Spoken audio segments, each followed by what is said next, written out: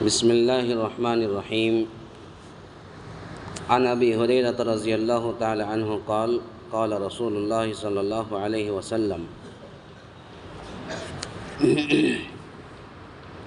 ألا أدلكم على ما يمحو الله به الخطايا ويرفع به الدرجات؟ قالوا بلى يا رسول الله. قال: إسباغ الوضوء على المكاره وكثرة الخطاء إلى المساجد وانتظار الصلاة بعد الصلاة فذلكم الرباط. رواہ مسلم.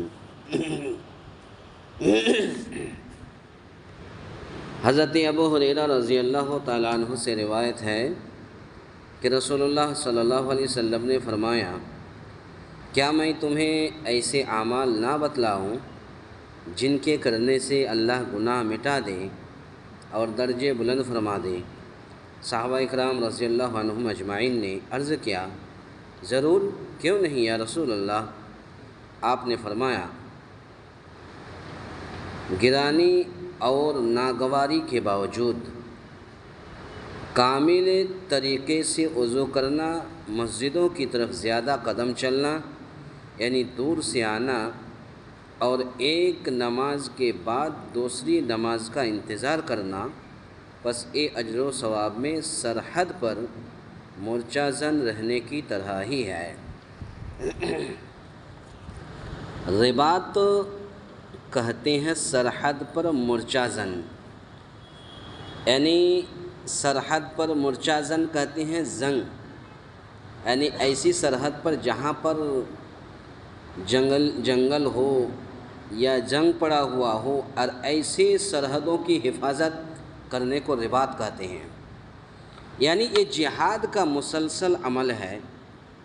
اعمال صالحہ اور عبادت پر مواظبت ہمیشگی کو رباط کے ساتھ تشبیہ دی گئی ہے۔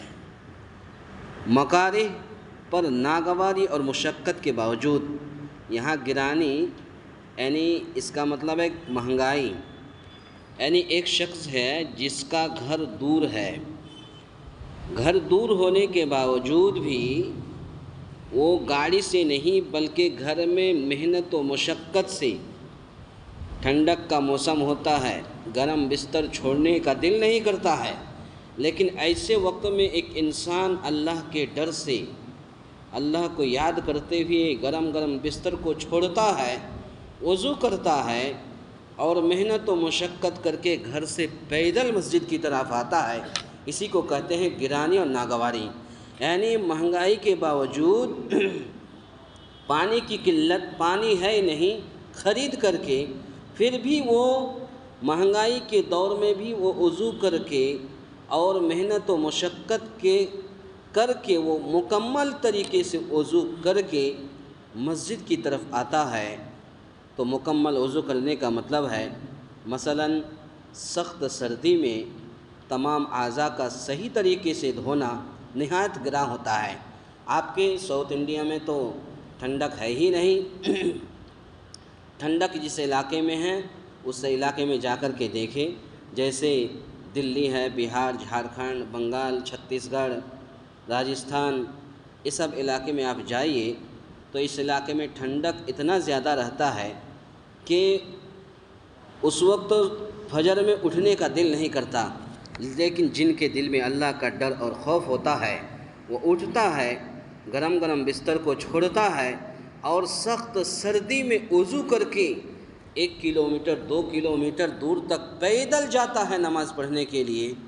تو گویا کہ اگر اس طریقے سے کوئی محنت و مشقت کرتا ہے تو اللہ کے نبی صلی اللہ علیہ وسلم نے فرمایا کہ جن کے کرنے سے اللہ ایسے بندے کا گناہ کو مٹا دیتا ہے اور درجے کو بلند فرما دیتا ہے۔ لیکن ایک مسلمان اللہ کی رضا کے لیے ایسا کرتا ہے، اس لیے اس کا اجر بھی بقدر مشقت زیادہ ہوگا۔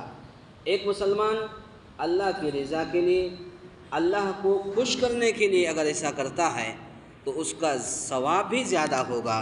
اسی طرح مسجد کا قرب بھی اگرچہ بعض اعتبار سے نہایت مفید ہے، لیکن گھر کا مسجد سے دور ہونا اس لحاظ سے بہتر ہے کہ جتنے قدم مسجد کی طرف اٹھیں گے اتنا ہی اجر و ثواب اس کو زیادہ ملے گا۔